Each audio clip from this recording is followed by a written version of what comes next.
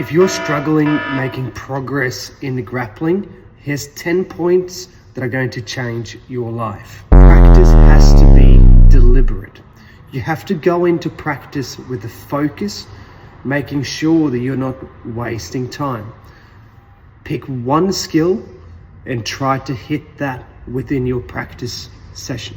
For example, during your live rounds, you might want to try to hit 3 chest-on-chest connections within 5 minutes. Number 2, it's very common in jiu-jitsu to focus on one thing at a time. And there is nothing wrong with that. However, to go from short-term to long-term memory, you need to use something called interleaved practice. Interleaved practice states that you need to use similar skills from different positions and scenarios in order to foster growth and skill acquisition. Let's say that you do an arm drag in standing. Next up, you need to practice an arm drag from a seated guard position.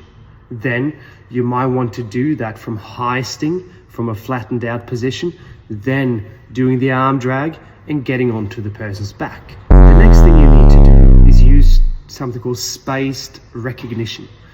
What this means is that we don't block off training. We don't go, this week we are only doing this and nothing else. And next week we are only doing this and nothing else. What you need to do is to take chunks from the previous week's training and add it into this week's training somehow.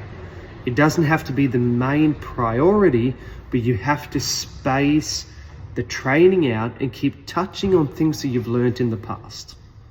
This combats, forgetting stuff, and it helps you improve skills and retain them a lot faster. Here's the next thing. You have to go live.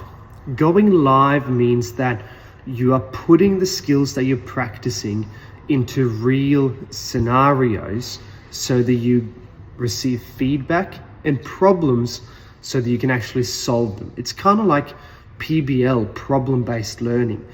If you've been to university, maybe even in some high schools, you do that a lot. You come together as groups and you get a problem that you have to solve with minimal information present.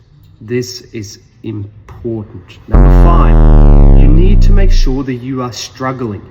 And this is where passive drilling is so stupid. Do a couple of passive repetitions just to get through the motions and kind of understand the path as to going from A to B. But after that, call it a couple of minutes. You've got to make sure that it's so difficult that you are struggling within reason. The rule that I set for my students is that they have to struggle 6 out of 10 times, so sort of 60%.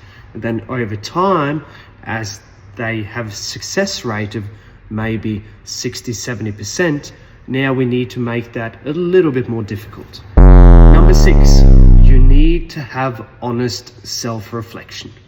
This can happen via video, but if you don't have the skill sets to break down the video, that's a problem. So maybe, a more skilled peer or a coach can help you break that down.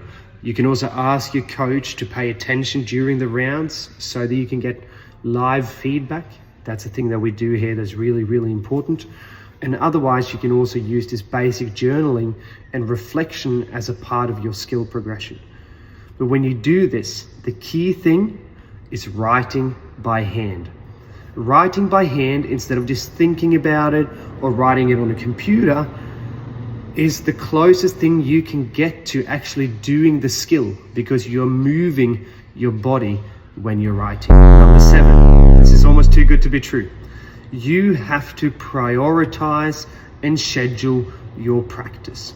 You say that you're short on time, but still you don't sit down every day to schedule out your calendar and the next day so that you get the most out of the day. If you only have 15 minutes to practice in the morning, then 15 minutes at nighttime, or 30 minutes at 11 a.m. for a class, you gotta be super focused with the time that you have. So schedule your training in, Choose a focus point for that lesson or whatever time that you have available, and then that's what you focus on. Don't stick with what you're already good at. Find skills that are weak, that you struggle with, that will make the rest of your game much better and much more fun. The next thing here is the human body is so fucking strong and adaptable, it's not even funny. Yet, people keep practicing the same shit fucking over again. Over and over again. The same thing, the same scenario, the same setting, the same environment. It doesn't make sense. You need to vary the context, the speed, the environment itself. You know, some people at the moment are calling these constraints. There's a big thing called constraint-led training or constraint-led approach when it comes to skill acquisition. That's where this fits in. For example, if I know that you struggle passing guard, I will make you pass guard in different ways. However, if I know that you are more experienced than others, you will start with less connection. If you are less experienced, you will start with more connection to your opponent. It could also be that your body is struggling just to resonate with certain cues and elements. So we will put some cones on the ground in a square, and now you have to pass guard without stepping outside of those boundaries. So using simple tools like that, all of a sudden you're developing constraints so that your body has to use different strategies to get past the person's legs. Number 9, consistency over intensity. When it comes to skill acquisition, one of the most important things is that you learn how to make sure that you're staying consistent without skyrocketing your intensity too soon and too often. You need to train in a way where you can keep showing up multiple times a week. That's it. You've got to get that into the confines of your own skull so that you can keep progressing long term. The final thing is that you can't let perfect be the enemy of progression. Imagine that you were to teach me guitar. You're a guitar teacher. You might get me to practice 4 or 5 different chords, and I'm nailing them, you know? I'm moving around here.